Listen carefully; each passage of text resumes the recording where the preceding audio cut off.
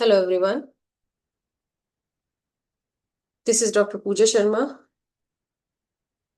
I'm explaining the concept of the final accounts again, and then continuation of the previous lecture, I will explain you here the concept of the balance sheet. But I'm going the quick recap of the previous video so you can understand the balance sheet concept properly. And in previous video, I have explained you about the purpose of preparing the final accounts. And is it mandatory or compulsory by the government, by the accounting by the government of government, and it is compulsory or mandatory as per the accounting standard one to prepare the final accounts and display that final accounts or balance sheet position on the website of the company. Because of this reason, we can see the balance sheet or the annual reports of the different companies of the various companies on the online platform.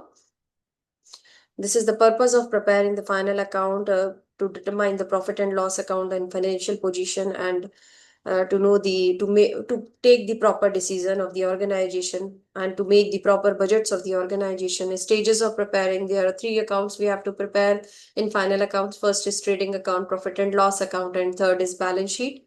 And concept of final account and concept of trading account is what trading account is prepared to know the gross profit and gross loss of the organization, and profit and loss account is prepared to know the net profit and net loss of the organization, and the balance sheet is prepared by the company to know the financial position. And here I just want to tell you that you have seen the annual reports of the different companies on the website of the companies, and you can see even the last 10 years report and financial report or annual report of the company on the website and the final account is the part of the annual report which is compulsory to show the which is compulsory to be shown by the company on the website. And annually, after the 12 months period, after the accounting period is for the 12 months, and after the 12 months period, every company has to prepare the final accounts and should be displayed on the website. And on this basis of this trading account, profit and loss account, and the financial balance sheet, company has to make the plan, and every stakeholders can make the strategy, and shows the company can collect the fund from the market. So there are the n number of benefits to prepare the final account. And in trading account, what I've said to you, in trading account we can use the direct expenses and direct income to prepare the trading account. This is the format which I have told you in my previous lecture. And in profit and loss account, the company can prepare the profit and loss account on the basis of indirect expenses and indirect income. This is the format of profit and loss account. In debit side, all the trading as well as in the profit and loss account, company has to record the transaction on the basis of the nominal account. All the expenses will be debited and all the income will be credited.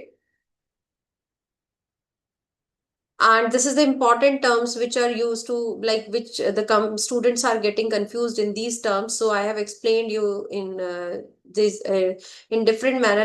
You can see here, return inward was it is also known as the sales return. So in trial balance it is appears in debit side. So you have to, whenever you will see the return inward word, that means sales return. Return outward means purchase return. Carriage inward is what? Carriage on purchase. Carriage outward, carriage on sales. And commission to agent debited and commission received is always credited. So here are the few terms which are students are confused in many times students are getting confused in these terms. So I have explained this term separately. And here you can see, you can remember these words. If the goods are related, if the expenses are related to the purchase of goods, so it will be counted as a direct expense. And if the expenses are related to the sales of the goods, it is counted as a indirect expenses. Expenses are not to be shown in the profit and loss account. Actually, these expenses, domestic expenses, household expenses done by the personal, for the personal use by the proprietor of the organization, these expenses are treated as the drawings and done by the proprietor or the owner of the organization. Income tax is paid by the owner, not by the company, because the company is paying the corporate tax, which is not the income tax. Income tax is paid by the individual person, so it is the person, it is counted, treated as a personal expense of the proprietor again. So it should be added to the drawings. LIC premium, again the life insurance premium, so it is paid by the individual person, so it is counted as the personal expense of the owner. These are the three expenses, categories of expenses, which is counted as the personal expense of the owner. So that should not be included in the business expense. These expenses, if you will find this kind of expenses in the books of the business, these expenses counted as a drawings or the personal expense of the owners. And the next important term, which is which shows the financial position of the company, that is balance sheet. In balance sheet, the purpose of preparing the balance sheet is to know the assets and liability position of the company, and it shows the actual and real position of the company. It is prepared on a specific date. It is a statement of assets and liabilities, know about the nature of the assets and the liabilities. It is the statement which shows the and which is shows the financial position, capital position, assets position, liability position. And under, if we will go the category of that, we can just see the current assets position, fixed assets position, liability position, fixed liability position, fixed assets position. And here you can see the purpose of preparing the balance sheet. It is balance sheet is prepared by the company to know the proprietary ratio, to calculate the different kind of ratios, to analyze the business position. In nutshell, I can say analyze the business position and preparing the plan for the next year, preparing the budget for the next year, and ascertainment of the funds for the operation purpose, for calculating the working capital requirement. And these kind of uses these kind of these kind of this kind of a statement is basically used to make the better plan for the future. So the balance sheet is prepared to know the assets, liability, and capital position, which is very important to know in investing or in working with the organization. Here you can see the balance sheet format, liability and assets position. And liability, you can see the creditors bills. In liability side, you will write all the liabilities, I mean where the company is liable to make the payment. And in asset side, you will write all the assets where the company is owning, that like cash in hand, cash at bank, debtors, the company will receive the amount from the debtors. Bills receivable, again the company will receive the amount from the bills. And prepaid expenses, company has incurred the expenses in advance, not received the services. Accrued income means company has given the services but not received the amount. And long-term investment, again the parts of the asset. And loan granted, loan given by the company, land, building, freehold premises, plant, machinery, equipments, furniture. These are livestock, goodwill, patent, trademark, IPR comes in that, and discount and issue of shares and debentures. These are the assets of the organization. As well as you in the left side, you can see the balance sheet, liability, creditors, loans, mortgage, debentures, incomes received in advance. Unearned income means not company has received the amount but not given the services. That will be counted as a liability till the service will be provided by the company. Bank overdraft. And the capital which is collected from the shareholders is again the liability of the company. And the net profit which is earned by the operations of the company, again is counted as the obligation for the company towards the shareholders. And interest on capital, proprietor's commission, remuneration, if the owner is working with the organization, invested the amount as well as doing some services or given some services to the company, so the salary and remuneration is counted as the owner's capital and liability of the company. Drawings, interest on drawing, net loss and net income tax. If the owner has taken out some benefits from the organization, or the amount, or the paid some amount from the expense profit of the company, so that should be deducted from the capital part of the proprietors. Reserves, contingency reserve, provident fund, provisions for taxation, employee compensation fund. These are the some expenses which obligations or liabilities you can see in the left side. Here in the balance sheet, in nutshell, I can say you the balance sheet. In balance sheet, you will write all the liabilities and all the assets, and then at the end of the balance sheet, at the end of the this, you will just total the liability side as well as the asset side, and you can see the total of both the sides will be equal.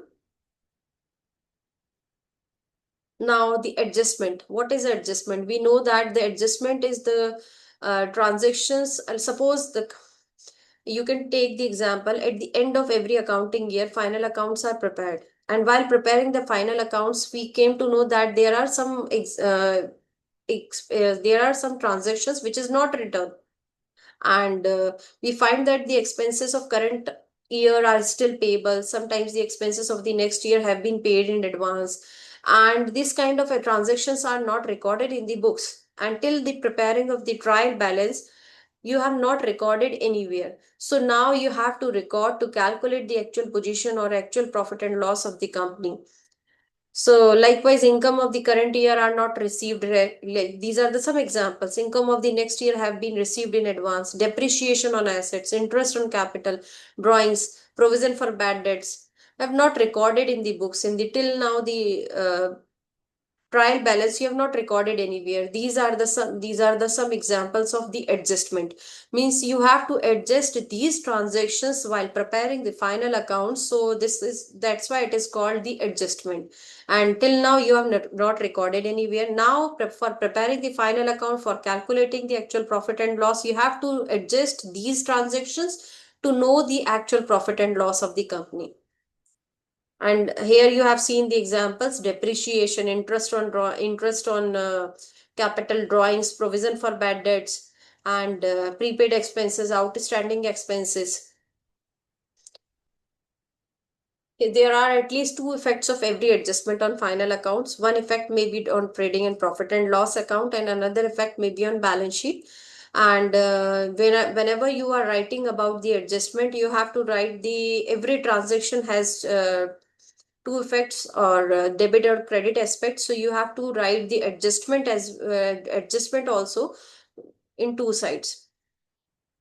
Here you can see the example of the outstanding expenses. Outstanding expenses shown in the debit side of the profit and loss account by adding to such related expenses.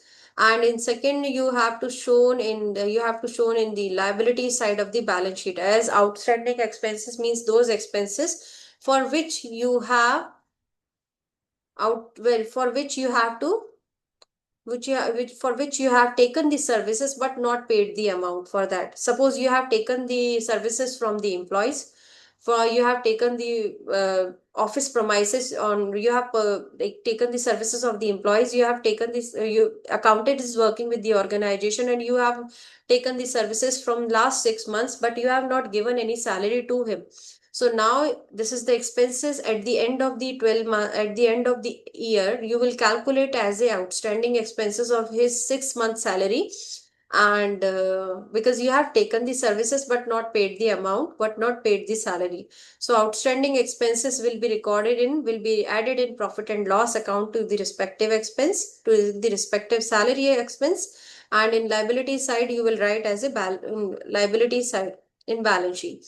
For the prepaid expenses, first of all, you should know the what is prepaid expenses. Prepaid expenses means you have paid the expense in advance, but you have not received the services for that. So what is the treatment of the prepaid expenses? You will write in the profit and shown the profit and loss account by deducting the such related expense, because you have not received, you have paid in advance. This is the expenses which is not based on the which is not done for this year.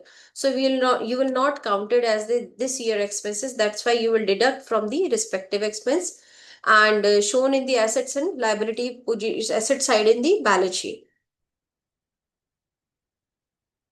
Now, in the next video, I will explain you the concept of the other adjustments also. That's all from today. Thank you so much.